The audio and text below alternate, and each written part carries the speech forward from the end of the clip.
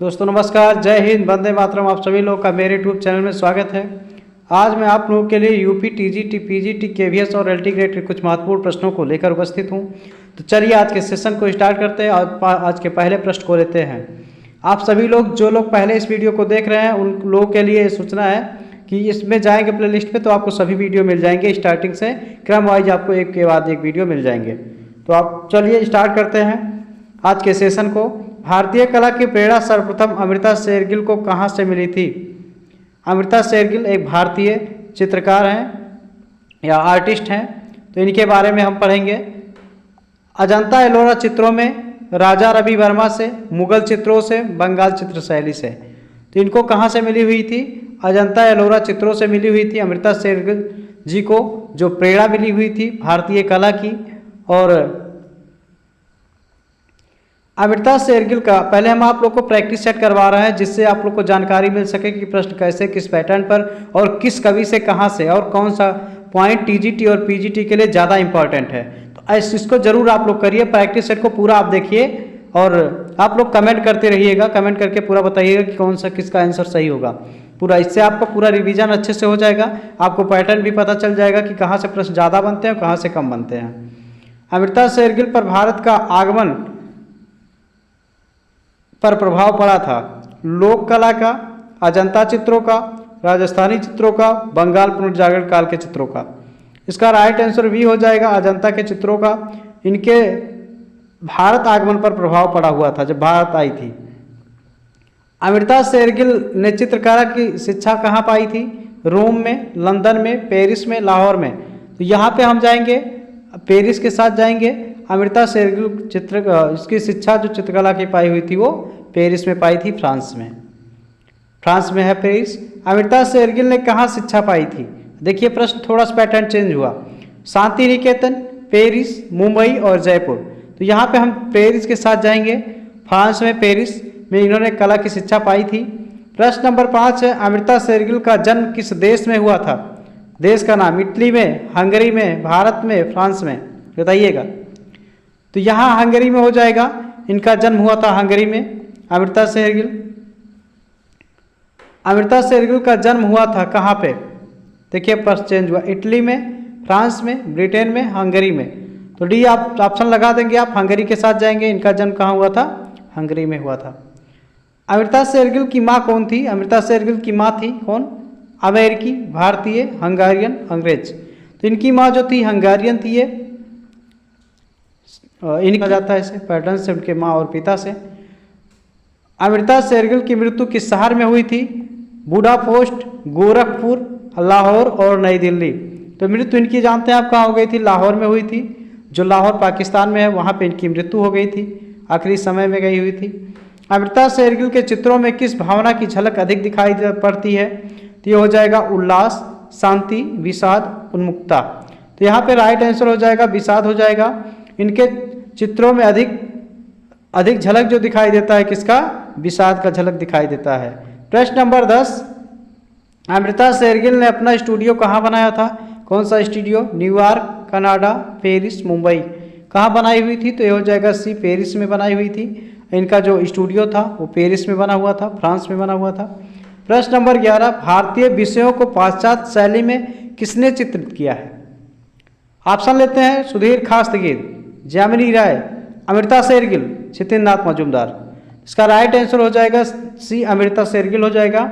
इन्होंने पाश्चात्य शैली में चित्रांकन किया था। आप सभी लोग वीडियो को पूरा ईमानदारी के साथ देखिएगा और हर प्रश्न का उत्तर आप कमेंट के माध्यम से बताइएगा। अच्छा लगेगा तो शेयर कीजिएगा, चैनल को सब्सक्राइब कीजिएगा। हम आगे बढ़ते हैं अगले प्रश्न के लिए। भारतीय विषयों को पाश्चात्य शैली में किसने चित्रित किया है? बद्रीनाथ आर्य, के एस कुलकर्णी, अमृता शेरगिल, सुखवीर सिंह सिंघल। तो इसका हो जाएगा अमृता शेरगिल। ये पाश्चात्य शैली में चित्रित किया है इन्होंने। अमृता शेरगिल जी ने भारतीय विषयों को चित्रित किया था। प्रश्न नंबर 13 कह रहा है, कौन सा आधुनिक भारतीय चित्रकार है जिसने चित्रों में पाश्चात्य संयोजन में यथार्थवाद का प्रभाव दिखाई देता है? R.N. टैगोर, अमृता शेरगिल, राजा रवि वर्मा, गगनेंद्र नाथ टैगोर। इसका राइट आंसर हो जाएगा बी, अमृता शेरगिल हो जाएगा। ये भारतीय चित्रकार है, पाश्चात्य संयोजन यथार्थवाद का प्रभाव इनमें दिखाई देता है। प्रश्न नंबर है 14, अमृता शेरगिल के कार्य को किसने प्रोत्साहित किया था? तो कौन किए थे? पिकासो, जामिनी राय, पाल गोगा, वान गोंग। तो ये हो जाएगा तीसरा, पाल गोंग ने इनको प्रोत्साहित किया था। ये भी आपका प्रश्न पूछा गया है। प्रश्न नंबर 15, अमृता शेरगिल किस चित्रकार से प्रभावित थी? किनके कला का, किस चित्रकार के कला का प्रभाव इन पर पड़ा हुआ था? अमृता शेरगिल जी के। पाल गोगा, ब्राक, माने, पिकासो। तो इसका राइट आंसर हो जाएगा ए, पाल गोगा हो जाएगा। इनका प्रभाव पड़ा हुआ था इन पर। और प्रश्न नंबर 16, अमृता शेरगिल मुख्य रूप से किस कलाकार से प्रेरित थी? पाल गोगा, वान गॉग, ब्राक, रेम्ब्रा। इसका राइट आंसर हो जाएगा फर्स्ट, पाल गोगा हो जाएगा। अमृता शेरगिल का मुख्य कलाकार कौन था? पाल गोगा हो जाएगा। राइट आंसर इसका हो जाएगा। प्रश्न नंबर 17 है, हंगेरियन जिप्सी गर्ल 1932 किसका चित्र है?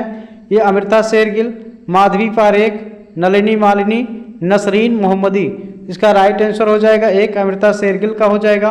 हंगेरियन जिप्सी गर्ल ये हो जाएगा 1932 में की थी, अमृता शेरगिल जी ने किया था। ये प्रश्न पूछा जाता है, बहुत ही अच्छा प्रश्न है। Gypsy girl, Hungarian Gypsy girls. बाल बधू किसकी कृति है? तो देखते हैं किसकी, रविन्द्रनाथ ठाकुर, जामिनी राय, अमृता शेरगिल, राजा रवि वर्मा।